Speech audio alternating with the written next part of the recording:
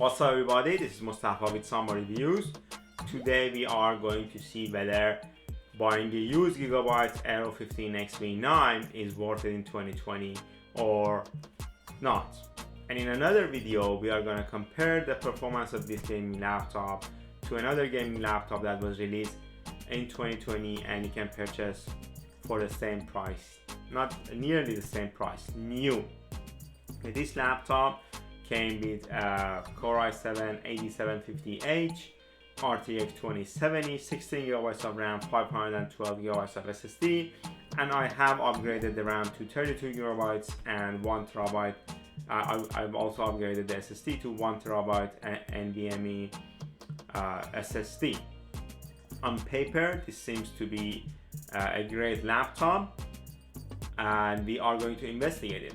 Keep in mind that this is one of the thin and light gaming laptop series, so thermal issues are given, and we're going to see that in the benchmarks as well. Personally, I don't really like the design of this laptop that much compared to a Razer or even the MSI GS66 laptops or 665 laptops. I like those much better. I think they are more modern and prettier, but I guess some people are going to like this laptop more than those, and this is just based on your personal preference. But this is a sturdy laptop. This is very well built. It's built from metal. The lid and also the keyboard and everything is built from metal, so it is durable. It's gonna hold up.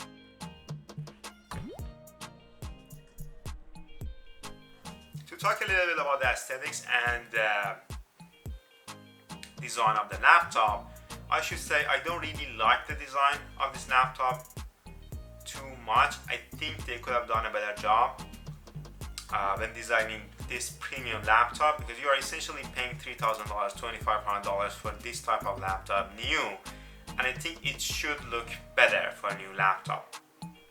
As you can see, the bezels on the laptop are pretty thin, the top right and the left bezels, but the bottom chin is huge.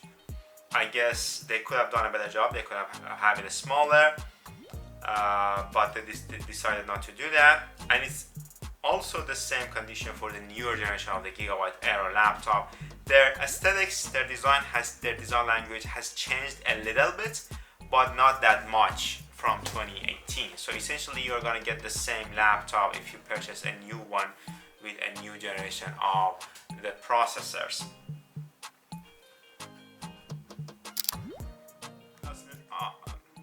Ports on this laptop are pretty extensive.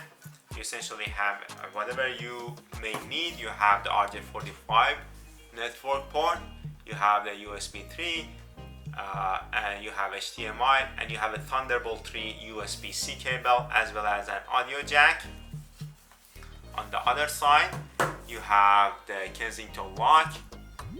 Right here, you have the charging port. You have two USB 3s, and you have another Thunderbolt 3 USB-C, as well as a SD card reader. Okay, so essentially you're gonna get whatever you may need. There is no port on the back. I guess it's because of the thinness of the laptop, and the keyboard on the laptop is a good keyboard. You'll get I like the keyboard myself. You get a good experience in typing. It doesn't look the best, but it does the job. It has a numpad, and because of that numpad, the touchpad has moved to the left, so you don't get the best experience when using a touchpad. It's not a very large touchpad, but I guess no one really cares about a touchpad on a gaming laptop. But in gaming laptops in general, it is one of the better touchpads in my opinion.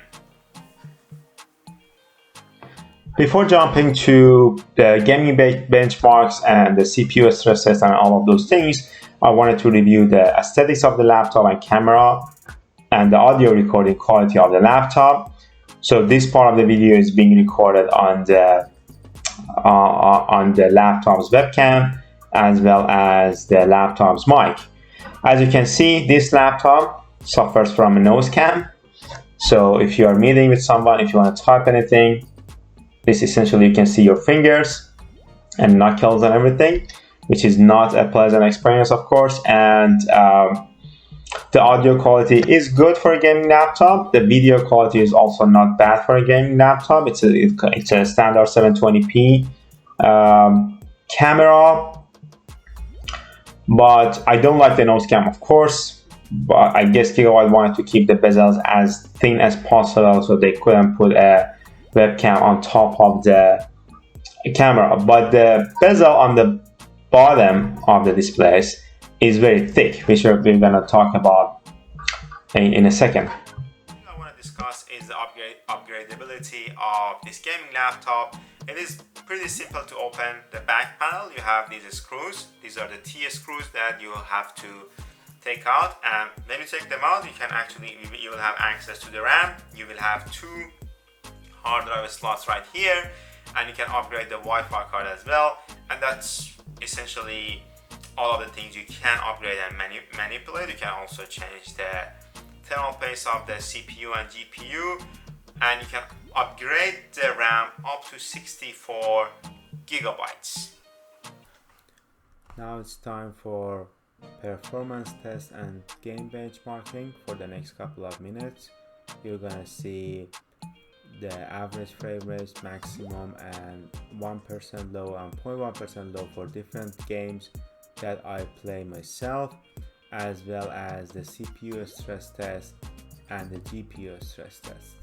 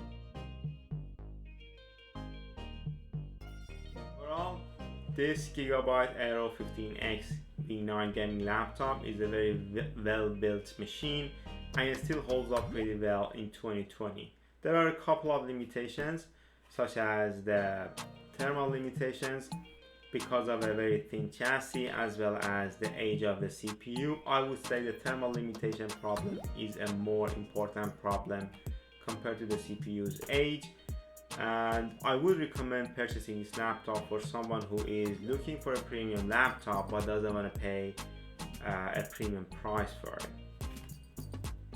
For today, thanks for watching the video, and please don't forget to like the video and subscribe to our channel. If by any chance you didn't like the video, the dislike button is also there, and you can always leave a comment and help us improve the quality of the content here. And have a good night and day.